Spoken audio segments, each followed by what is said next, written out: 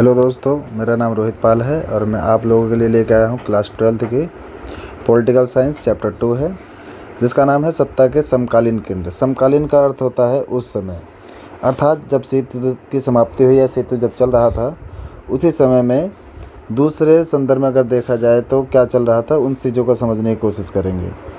ठीक है। समकालीन केंद्र का अर्थ क्या होता है? देखो, एक समय जब था जब अमेरिका और यूएसएसआर की समाप्ति, अमेरिका और यूएसएसआर हुआ करते थे। ठीक है, दोनों के बीच में शीत युद्ध चल रहा था और अमेरिका की जब यूएसएसआर की समाप्ति हो जाती है तो शीत युद्ध की समाप्ति भी हो जाती है। और जब शीत युद्ध की समाप्ति हो जाती है तो इकलौती महाशक्ति अमेरिका बन जाता है।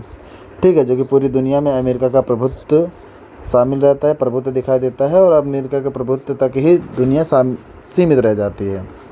ठीक है, वही चीज़ यहाँ पे भी लिखा हुआ है। 1990 के दशक के शुरू में वैश्विक राजनीति के दो ध्रुवीय व्यवस्था के टूटने के बाद ये बात स्पष्ट हो जाती है कि राजनीतिक और आर्थिक केंद्र में वैकल्पिक रूप में कुछ हद तक अमेरिका का प्रभुत्व रहेगा। ठीक है, उसके बाद बात करते हैं यूरोप संघ की। तो दूसरे विश्व युद्ध की समाप्ति के बाद यूरोपीय देश, यानी कि अगर हम बात करते हैं यूरोपीय देश किसे कहते हैं, यानी कि जो यूरोप के कुछ देश रहे जो मिल करके ग्रुप बनाते हैं उन्हें यूरोपीय संघ कहा जाता है। तो यूरोपीय संघ को दूसरे विश्व युद्ध में काफ़ी नुकसान हुआ। ठीक है, और इनकी भरपाई के लिए कह सकते हैं कि इनको दोबारा से खड़ा करने के लिए अमेरिका ने ज़बरदस्त मदद करी। और अमेरिका ने जो मदद करी वो किसके तहत करी थी? मार्शल योजना के तहत। तो समझते हैं मार्शल योजना क्या है। जैसे मैंने यहाँ पे देखो एक छोटा सा कार्टून टाइप का बनाया है कि जब भी हम कोई घर बनाते हैं तो पहले एक दीवार खड़ी होती है, फिर दूसरी खड़ी होती है, फिर तीसरी खड़ी होती है और लास्ट में हम क्या बोलते हैं? हमारा घर बन के तैयार हुआ। लेकिन जब एक दीवार होती है तो हम उसे कभी नहीं बोलते हैं। ठीक है, ऐसे ही 1948 में मार्शल योजना के तहत अमेरिका ने यूरोप संघ के आर्थिक सहयोग संगठन की स्थापना करी, जिसके माध्यम से पश्चिमी देशों को आर्थिक मदद मिल सके ताकि वो और भी चीज़ों को भरपाई या फिर जो इनके नुकसान है उसको पूरा किया जा सके।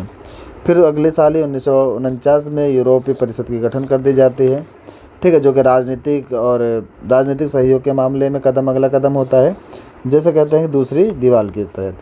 फिर 1957 में यूरोपीय आर्थिक समुदाय का गठन किया जाता है।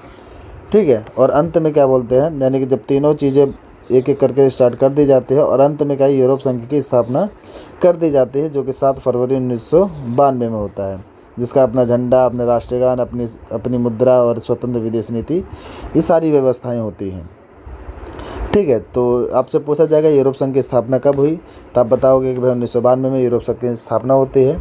अगर आपसे पूछा जाए कि भाई यूरोप की मदद करने के लिए अमेरिका ने क्या क्या कदम उठाए, तो आप सीधे सीधे बता देंगे कि 1948 में मार्शल योजना के तहत क्या हुआ था कि आर्थिक सहयोग संगठन की स्थापना हुई थी। 1949 में यूरोप परिषद की स्थापना हुई और 1957 में यूरोपीय आर्थिक समुदाय की स्थापना होती है। फिर कहते हैं यूरोप के पार्लियामेंट के गठन के बाद ये व्यवस्था और तेज़ी से राजनीतिक स्वरूप पकड़ लेता है और अपनी व्यवस्था का बहुत तेज़ी से काम करने लगते हैं।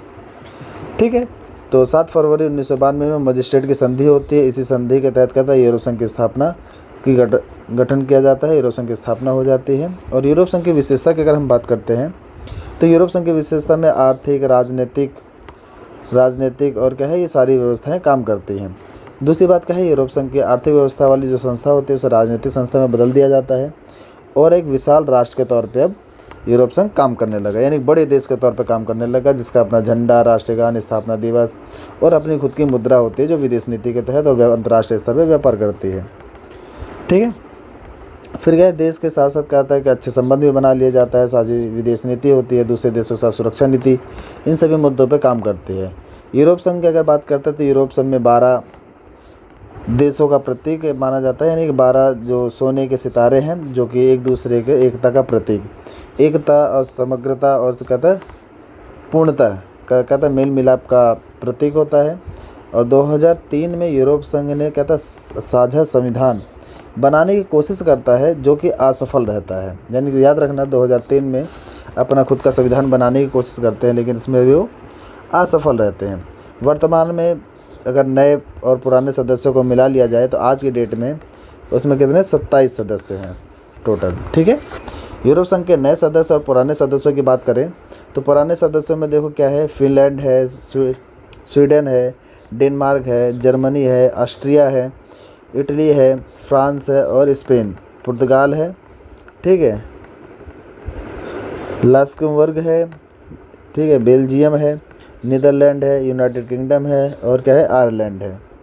ठीक है, कुछ देश है जो पुराने सदस्य देश रहे, कुछ बाद में नए सदस्य जो जुड़ते हैं, जो कि एंटोनिया है, लातविया है, लिथुआनिया है, पोलैंड है, चेक रिपब्लिक है, ठीक है, स्लोवाकिया है, हंगरी और क्रोएशिया, रोमानिया और बुल्गारिया, और एक और बचता है हमारा, ये क्या है, साइप्रस। ठीक है, ये नए सदस्य जो बाद में जुड़ते हैं इनके साथ।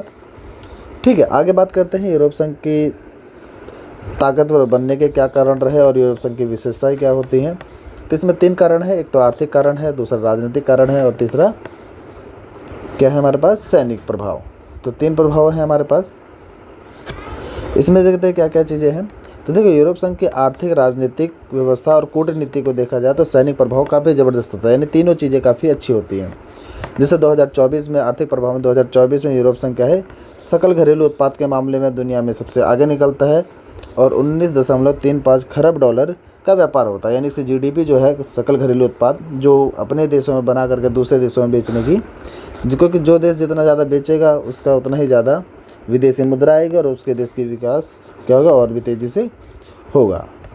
ठीक है, इसकी मुद्रा को हम क्या कहते हैं, यूरो कहते हैं, जो कि अमेरिका के डॉलर के लिए धीरे धीरे खतरा बनता चला जाता है, क्योंकि धीरे धीरे क्या है, इसकी अर्थव्यवस्था जब बढ़ेगी, जीडीपी बढ़ेगी, तो ये क्या करेंगे, अमेरिका के डॉलर के लिए खतरा तो बनेंगे ही बनेंगे।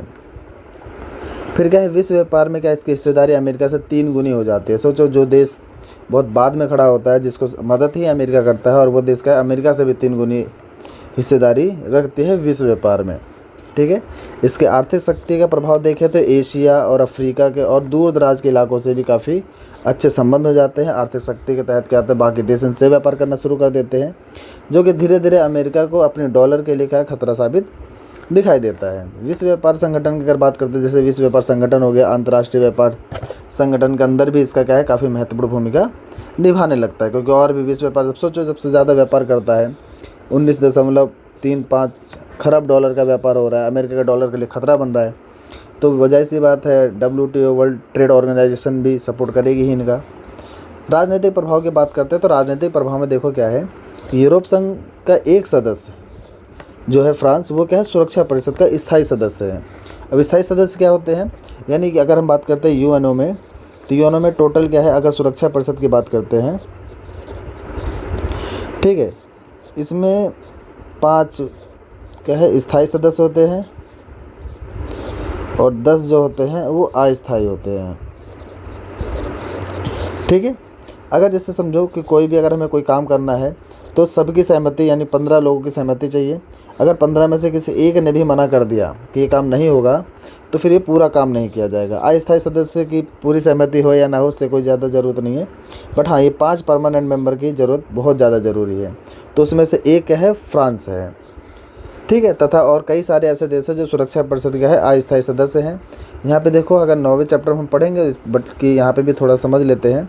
इसमें सुरक्षा परिषद में कितने सदस्य हैं, 15 सदस्य हैं, 5 अस्थायी सदस्य हैं, 5 स्थायी सदस्य हैं, जैसे चीन है, फ्रांस, रूस, ब्रिटेन और अमेरिका। इनको वीटो पावर कहते हैं, यानी यही व्यवस्था को हम क्या बोलते हैं, वीटो पावर कहा जाता है। ठीक है, 10 अस्थायी सदस्य का चुनाव आम सभा द्वारा होता है।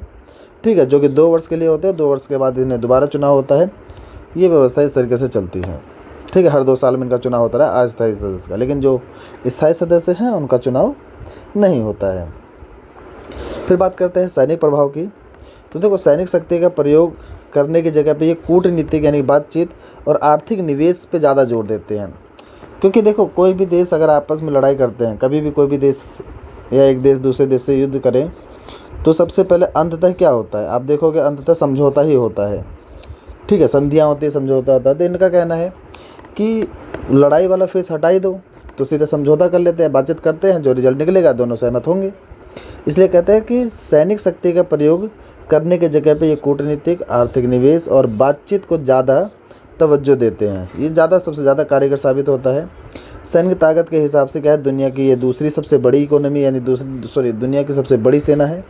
पहली अमेरिका है, और कुल सुरक्षा बजट में अमेरिका के बाद ये सबसे ज़्यादा पैसा खर्च करने वाला ग्रुप है, यानी संगठन है ये। ठीक है, और इसके कहता है एक देश यानी फ्रांस के पास परमाणु हथियार भी हैं। देखो, अब एक संघ है, ग्रुप है, जिसे हम यूरोप संघ कह रहे हैं, और इनमें एक देश है जिसके पास क्या अपना परमाणु हथियार भी है, और करीबन अनुमान यह है कि 335 परमाणु हथियार इसके पास। और इनफैक्ट इतना ही नहीं, ये अंतरिक्ष विज्ञान हो गया, ठीक है, और साइंस एंड टेक्नोलॉजी ऐसा अगर बात करते हैं, संचार प्रौद्योगिकी के मामले में दुनिया में दूसरा स्थान रखता है। इन सभी चीज़ों में पैसा खर्च करता है विकास करने की और नई नई चीज़ों को खोजने की। तो इतनी अच्छी व्यवस्थाएं बर्बाद कैसे हो गई, ख़त्म कैसे हो गई? कुछ कमियां ज़रूर हैं। तो यूरोप संघ की कमियों के बारे में समझते हैं है क्या। देखो, इसके सदस्य देश अपनी विदेश नीति, विदेश और रक्षा नीति कई मामलों में एक दूसरे से अलग दिखाई देते हैं। जैसे अब इसमें कई सारे देश हैं, तो कुछ का अलग मत है, किसी का अलग मत है, तो सब अलग अलग थोड़े थोड़े टकराव दिखता है। टकराव कैसे दिखता है? अगर बात करते हैं ईरान और इराक की, तो 1990 में इराक ने ईरान पे क्या किया? अटैक किया। ईरान ने इराक पर अटैक किया, तो अमेरिका ने इसको आज़ाद कराने के लिए लड़ाई लड़ी थी। तो 1990 में ये लड़ाई शुरू होती है, ठीक है। जबकि यहाँ पे 6,60,000 सेना लेके जाते हैं, अमेरिका 6 लाख अकेले की सेना लेके जाती है। बात खैर इस मुद्दे को हम बाद में पढ़ेंगे, बट यह समझना है कि जब ये अमेरिका ने इराक पर अटैक किया, तो इस समय एक ही यानी कि यूरोप संघ में ही ब्रिटेन है और फ्रांस है। तो ब्रिटेन जो है वो अमेरिका के पक्ष में होता है और फ्रांस इसके खिलाफ होता है। यानी कि एक ही संघ में एक किसी काम करने के लिए पक्ष में होता है, दूसरा उसके विपक्ष में होता है। तो ये देखो अंतर दिखाई देता है, ठीक है। दूसरी चीज़ें क्या है? यूरोपीय संघ के कई सदस्य देश जो अमेरिका के गठबंधन में पहले से ही थे, यानी अंदर अंदर रहा करते थे, ठीक है। कुछ देश क्या है, यूरो को मानने से मना कर दिया, नाराज़ थे, यूरो की मुद्रा को लेकर के नाराज़ रहे। डेनमार्क और स्विट्जरलैंड मजिस्ट्रेट की संधि जब हुई, तो साझी मुद्रा को मानने के लिए बिल्कुल ही मना कर दिया गया। ब्रिटेन के प्रधानमंत्री यानी ब्रिटेन के पूर्व प्रधानमंत्री जो थे, ठीक है, मार्गरेट थैचर, इन्होंने कहा था कि ब्रिटेन को अपने यूरोप के बाज़ार से, यानी सोचो यूरोप के बाज़ार से अलग कर दिया। अब यहाँ से आप आपस में व्यापार करोगे तभी एक दूसरे की सहमति या दूसरे का विकास होगा। अब आप अपने ही ग्रुप से व्यापार ना करके दूसरे ग्रुप से व्यापार करेंगे, तो ये भी दिखाई देता है कि भाई दोनों के बीच में टकराव की स्थिति है। एक कार्टून है हमारे पास छोटा सा, ये देखो, ये यहाँ पे जो 12 सितारे जो हैं गोल्ड का है, ये लगा है, तो ये यूरोप का एक निशान है ना, यूरोप देशों का, यूरोप संघ का निशान है। और ये टाइटैनिक जहाज़ है।